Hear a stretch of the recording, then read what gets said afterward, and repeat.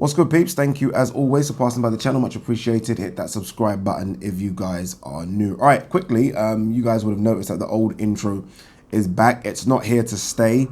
The new one, unfortunately, YouTube gave it a copyright strike because of the music or the beats within the beginning. So the guy that designed it is making a few tweaks. So the new one, which I absolutely love, by the way, will be back tomorrow, the day after.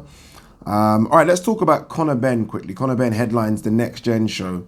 I think it's tomorrow. Is it? Let's have a look at the date again. It is tomorrow, the 21st at York Hall, Bethnal Green. If you are in London, and I don't think I've said this on this channel before, I suggest you go to this if there are tickets available. I think this is a very decent Next Gen card. Obviously, York Hall, Bethnal Green is a small venue, so it's probably sold out. I mean, there are some ticket sellers on this card, so I'm not sure. But if you are there, please go and support. I unfortunately fly out to South Africa tomorrow evening. My flight's at 8 in the evening, so I will miss the whole card anyway. But if I wasn't flying out, I probably would go to this because I think it's a decent card, and I look forward to the headline event.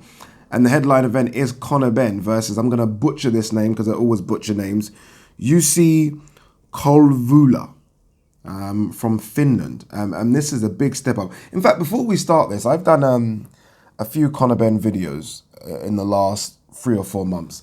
And on one of the videos, I think a guy left a comment saying, "You're just a CONOR BENN hater." Let's address this for a few minutes. I shouldn't have to, because it was only one guy that said it. I think the majority of the comments were fair and square. Why on earth would I hate CONOR BENN? It makes absolutely no sense. Would I like to see him take a step up?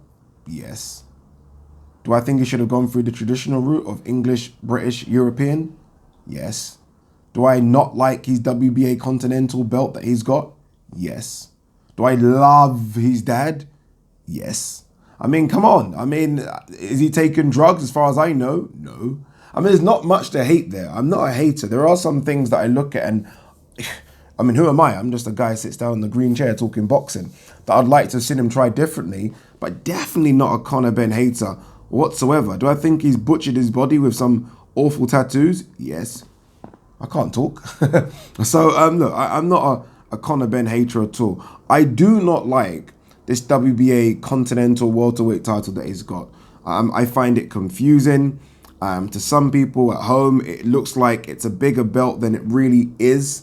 I mean, is it really above an English level belt? Look, I understand its purpose, but in terms of what it means as to where he is in the world rankings, not the WBA rankings, but the world rankings, it confuses the hell out of me.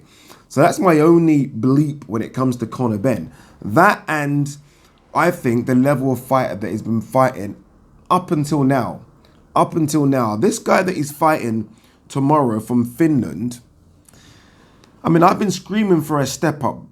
This might be just a bit more than I was screaming for. I have to be honest with you. I don't know too much about this guy. I've not seen him on YouTube. I haven't watched his fights, so I'm just going basically on his record. And just based on his record, this is a huge step up for CONOR BENN. I mean, the guy is his record is 24-6-1. 24-6-1. CONOR BENN was fighting guys. Let's go back to CONOR BENN's box rec. His last fight was a guy 10-2-0, but that guy only got like 4 days or 5 days notice. Before that was 6-5-3, 13-8-2, 5-4-3, 8-5-0, 5-1-1. You get where I'm going. So this is a big step for CONOR BENN. Very big step. The guy's ranked number 1 in Finland, which that's where this doesn't really mean much. They're not blessed with a number of boxers, are they?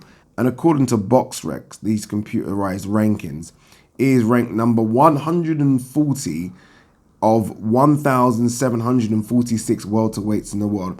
That must be the deepest division. I can't think of any other division that will have 1,746 recognized boxers. The welterweight must be the deepest division. But let's have a quick look at this guy's record. So last time out, he is coming off a loss, which isn't always a good thing, but that was for the European welterweight title. That was to Jordi Wies. That was a unanimous decision. His big fight before that was against Samuel Vargas. You guys should know Samuel Vargas.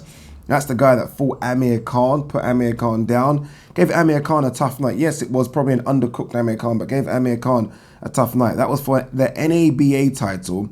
That went to a split decision. Interesting. Split decision against Samuel Vargas. If that guy that got a split decision against Samuel Vargas is still alive and kicking, and that was, what, a year and a half ago, I'll tell you now, Conor Benn is in trouble. I mean, if this guy is going to a split decision with Vargas, I know it's a styles make fights thing, and I get that, but they're hoping that this guy is now old. They're hoping that Father Time is bloody kicked in. The guy is 35, so he might be struggling with weight, I don't know, but that's what they're praying for. He's only lost, apart from his first career loss, which was a TKO back in 2013. This guy has only lost when he's fought for titles. Only lost when he's fought for titles. Who else has he lost to? Marcelo Matano.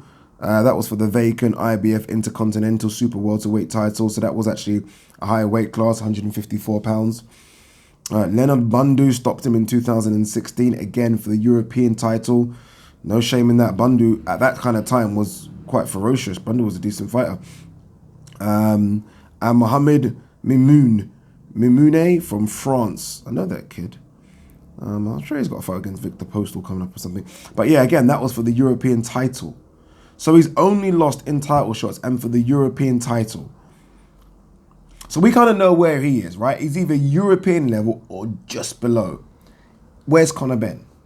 We don't know. No one can categorically place Conor Benn in any kind of English, British, European, you don't know. So this is a risky one, especially if this guy's been given good notice. I only found out about this guy about a week ago. So if he's only been given a week's notice, then look, he might have struggled to make weight, might be taking it for a quick payday. If he's been given, not even 8 weeks, 4 weeks notice, I don't know why I'm doing 5, 4 weeks notice, then, ladies and gentlemen, we might have a fucking barnstormer. But regardless, even if he has been given a week's notice, this guy's going to come to fight. He is what we call a seasoned vet at European level.